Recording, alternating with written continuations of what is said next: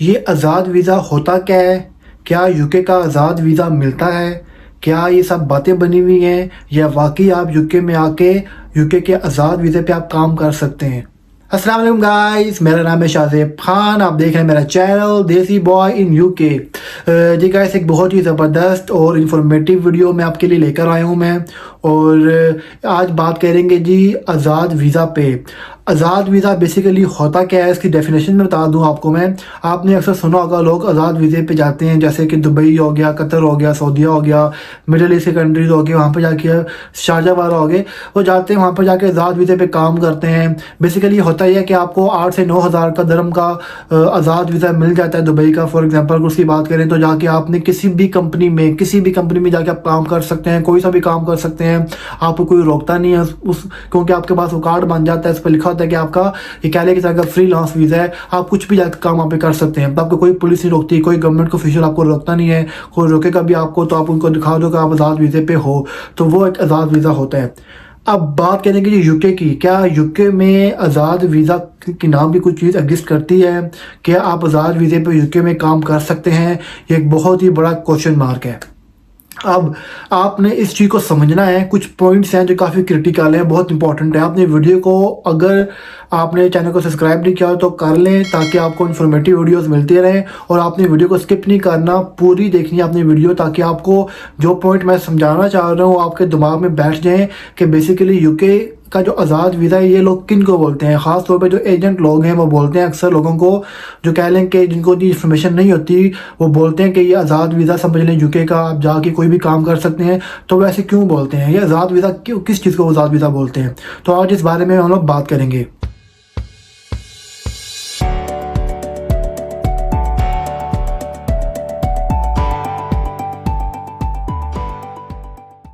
तो गाइस, सबसे पहले बात करते हैं जी आज़ाद वीज़ा। वो मैंने बता दिया वो होता क्या है। क्या यूके में आज़ाद वीज़ा है जी? बिल्कुल भी नहीं। मैं कैटेगोरिकली आपको बता रहा हूँ, मैं यूके में ऐसे किसी भी वीज़े की ना तो कोई कैटेगरी है, आज़ाद वीज़ा नाम का कोई वीज़ा एग्जिस्ट करता ही नहीं है।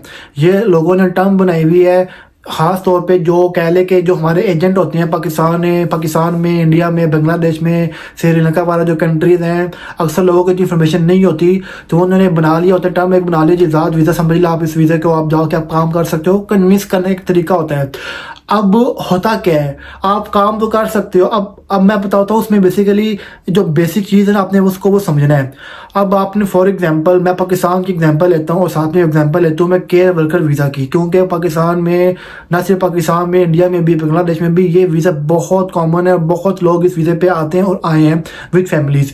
अब होता क्या है, आपने केयर वर्कर वीज़ा अप्लाई करना है, ठीक है ना। आपका जो एजेंट होगा वो आपसे चार्ज करेगा जी, पाकिस्तानी की करेंसी की बात करूँ मैं, 80-90 लाख रुपया, 95 लाख रुपया आज के दौर में इतने का आपको कह लें कि वीज़ा मिल जाता है। या वर्क परमिट बात करें तो वो मिल जाता है आपको केयर वर्कर का, ठीक है ना।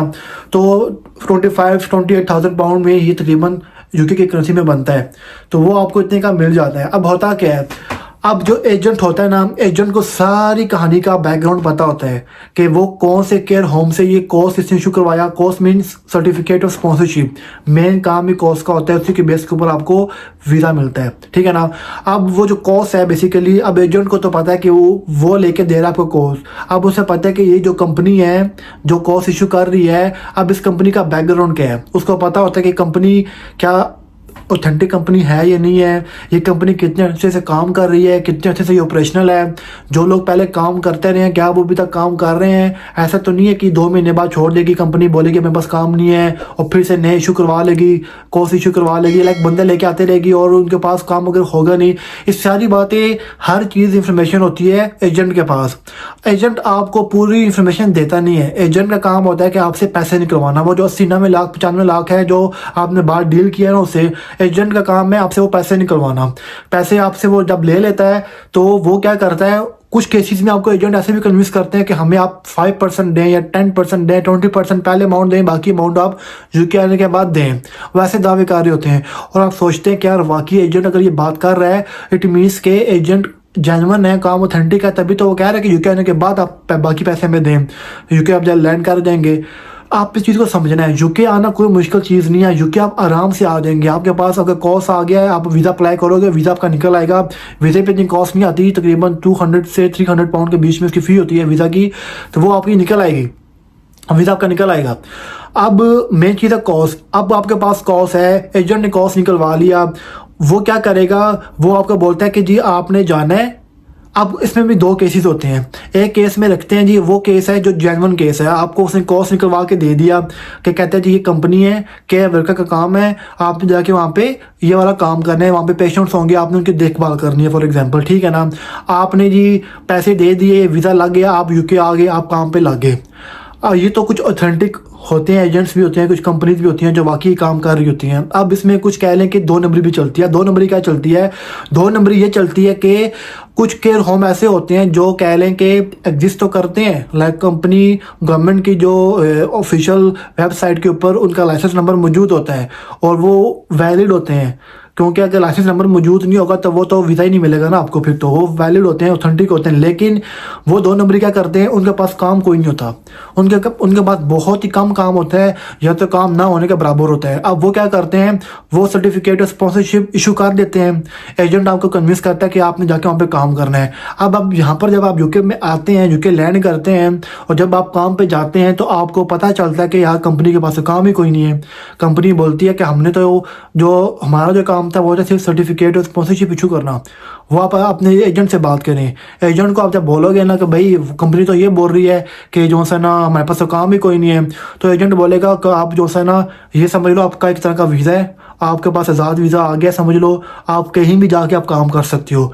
ये बेसिकली एक पॉइंट होता है जो कह लें कि जो वो टर्म यूज़ करते हैं आज़ाद वीज़े की, वो बोलते हैं कि कंपनी, क्योंकि ये ऐसे काम करना इलीगल है, क्योंकि आप जिस कंपनी पे काम करने के लिए आए हो ना, आपके कार्ड के जब बनेगा ना कार्ड आपका, उसके ऊपर डिटेल लिखी होती है कि आप कौन से कंपनी में अलाउ काम करना। इसके अलावा आप किसी कंपनी में काम करोगे आप रिपोर्ट हो जाओगे, चेकिंग होती है, पुलिस का रेड पड़ता है, कुछ भी होता है, आप पकड़ेंगे आपको फ़ौरन रिपोर्ट कर देंगे। क्यों? क्योंकि आप किसी डिफरेंट कंपनी में काम कर रहे हो, जबकि आप लीगली किसी और कंपनी में आप केयर होम के लिए आए थे।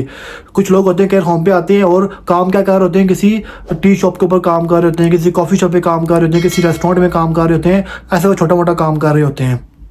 अब होता क्या, एजेंट आपको बोलता है कि आपने किसी भी जगह पे चले जाओ, हम आपको कुछ भी नहीं बोलेंगे, आप जाके वहाँ पे आप काम करते रहो, हमें टैक्स पे करते रहो, लाइक जो 500 होगा 700 जो भी टैक्स बनेगा आप पे करते रहो। आपका 3 साल का वीज़ा है तो आपको बाद में हम लोग एक्सटेंड कर देंगे। अगर 5 साल का वीज़ा है तो 5 साल तक हम टैक्स पे करते रहेंगे, आप हमें वो पैसे देते रहें, हर महीने के महीने आप केयर होम को देंगे पैसे, तो केयर होम आपका टैक्स पे करता रहेगा, तो 5 साल के बाद आपको ILR मिल जाएगा। आप चलो ये कह लें कि थोड़ी बहुत जो ऐसे कंपनी ऑफर करती हैं, जो कि कह लें कि करती तो बुरा ही है, जो आपको बुला के इसके बाद काम नहीं देती आपको, या 2 महीने काम देती हैं, 6 महीने काम देती हैं, 8 महीने साल काम दिया आपको, उसके बाद बोलते हैं जो काम नहीं है। तो ऐसा बहुत कॉमन है, ये चीज़ बहुत कॉमन है यहाँ पे। इसलिए मैं बोलता हूँ हमेशा सोच समझ के यहाँ पे आएँ। जब भी आप केयर वर्कर पे काम के लिए आते हैं तो पूरी जांच पड़ताल कर लें कि कंपनी कितनी पुरानी है और इसका ट्रैक रिकॉर्ड कैसा है। अच्छा, दूसरी चीज़ ये कि आपको फिर टैक्स पे करना पड़ेगा। क्यों? क्योंकि आप जिस जगह पे जाके काम करेंगे, अब उसके साथ जब आप जाएंगे दूसरी कंपनी में काम करने के लिए, जो वो नया आपका एम्प्लॉयर होगा उसको पता है जी आप तो लीगली ऑथोराइज हैं कि आपने सिर्फ इस कंपनी के साथ काम करना है और आप इलीगली हमारे पास काम कर रहे हैं। तो वो क्या करते हैं, आपको जो आपका हक बनता है वो आपको पे नहीं करते। लाइक जो नॉर्मल जो मिनिमम वेज है वो भी चल रही है 10 पॉइंट समथिंग चल रही है, और अप्रैल 2024 में 11 पॉइंट समथिंग 11.4 आई थिंक हो जाएगी पर आवर का जो रेट हो जाएगा, वो तकरीबन 11.4 पाउंड हो जाएगा अगले साल अप्रैल में।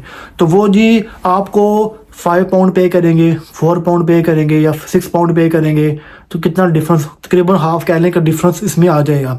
आपको एक तो वो पैसे कम पे करेंगे, दूसरा आपकी जो सैलरी बनेगी महीने की, उस सैलरी में से आपको टैक्स भी पे करना पड़ेगा, ठीक है ना। टैक्स कहाँ पे देना पड़ेगा, आपका वो जो कंपनी होगी जिससे आप हेल्थ केयर वर्कर वीज़ा लेके वर्क परमिट लेके आप यूके आए थे, आपको हर महीने 500-700 जो बनेगा आपको उसको पे करना पड़ेगा।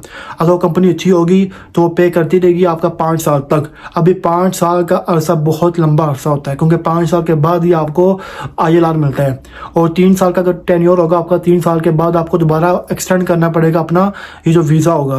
तो वीज़ा एक्सटेंड करने के लिए फिर से कंपनी को सारा प्रोसीजर शुरू करना पड़ेगा आपका। वो फिर कंपनी अगर अच्छी कंपनी होगी तो आपको एक्सटेंड भी कर देगी, अगर नहीं होगी तो वो बोलेगी 3 साल तक हमने अपना काम किया, अब इसके बाद आप जाने आपका काम जाने। तो आपको फिर नए सिरे से ढूंढना पड़ेगा। अगर कंपनी आपका वीज़ा एक्सटेंड नहीं करेगी तो आपको फिर नए सिरे से कोई नया केयर होम ढूंढना पड़ेगा।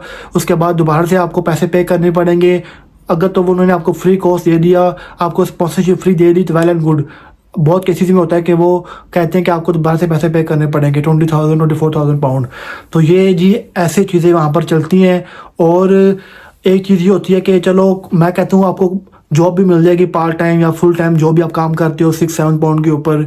आपकी जो कंपनी है केयर होम था वो आपको सपोर्ट करता है, आपको वो आपका टैक्स भी पे करता रहेगा। आप उसको पैसे दोगे, आप 3 साल के या 5 साल के वीज़े पे हैं तो आपको टैक्स भी पे करता रहेगा, ये भी आपको सपोर्ट मिल जाएगी। लेकिन एक चीज़ हमेशा आपको डर रहेगा इस चीज़ का कि आप कभी भी पकड़े ना जाएं। ऐसे बहुत केसेस यहाँ पर होते हैं कि लोग डरते रहते हैं।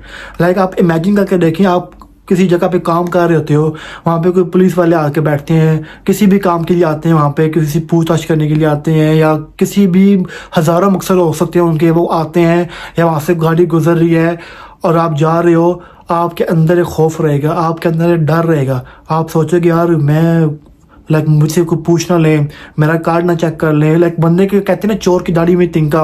और एक और कहावत होती है कि बकरे की माँ कब तक खैर मनाएगी। ये कहावत उनके लिए सूटेबल रहती है जो लोग ऐसे काम कर रहे होते हैं। क्यों? क्योंकि 5 साल आपने छुप के काम करना है, 5 साल आपने कह लें कि अंडर कवर होकर काम करना है कि आप पकड़े ना जाओ।